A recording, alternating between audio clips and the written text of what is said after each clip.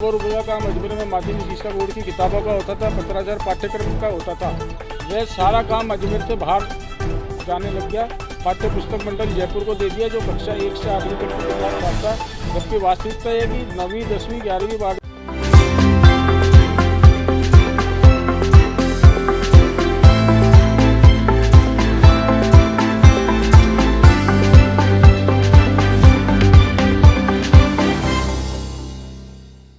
आज अजमेर ज़िले के प्रिंटिंग इंडस्ट्री से जुड़े हुए लोग अजमेर प्रेस ऑनर्स एसोसिएशन के तहत हमारे सारे पदाधिकारियों ने माननीय जिला कलेक्टर महोदय को एक ज्ञापन दिया है।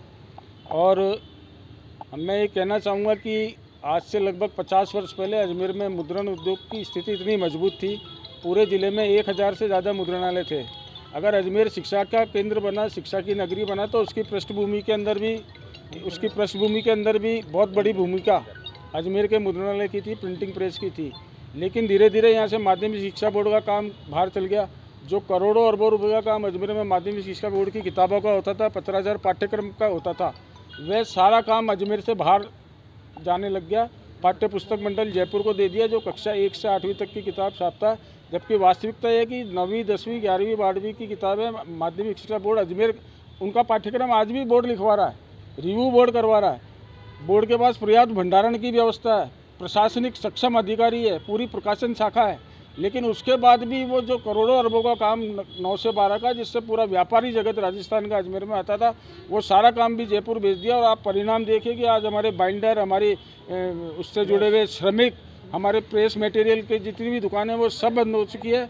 मुद्रण उद्योग का अस्तित्व पूरी तरह से समाप्त हो गया है। इसलिए हमने ज्ञापन दिया। दूसरा हमारा विषय ये था कि आजकल ऑनलाइन सिस्टम हुआ है, लेकिन ऑनलाइन सिस्टम इसलिए किया गया है कि ईमानदारी से उसका पालन हो।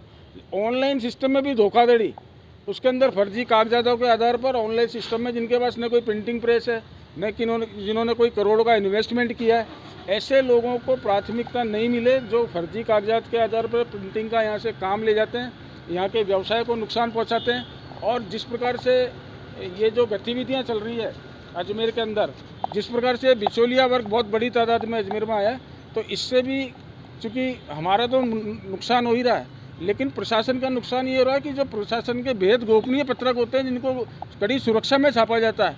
आज पेपर लीक होने का सबसे बड़ा कारण ये है, बहुत सारे जो बातें हो रही है उसका कारण ये है कि ये की लोग नहीं होता है। और जो काम यहाँ अजमेर में होना चाहिए वो ये बिचौलियों के द्वारा जयपुर और दिल्ली के प्रिंटिंग प्रेसों में हो रहा है, वहीं बाइंडिंग का काम हो रहा है। अजमेर का रोजगार खत्म हो गया। इसलिए हमने माननीय जिलाधीश महोदय से प्रार्थना करी है कि अजमेर के मुद्रण उद्योग को बचाने के लिए, आप चूँकि ज़िले के प्रशासनिक मुखिया है, इसलिए आपका सहयोग चाहिए। माननीय जिला कलेक्टर साहब ने भी बहुत खुले हृदय के साथ हमको ये आश्वासन दिया कि वो पूरे ताकत के साथ अजमेर की प्रिंटिंग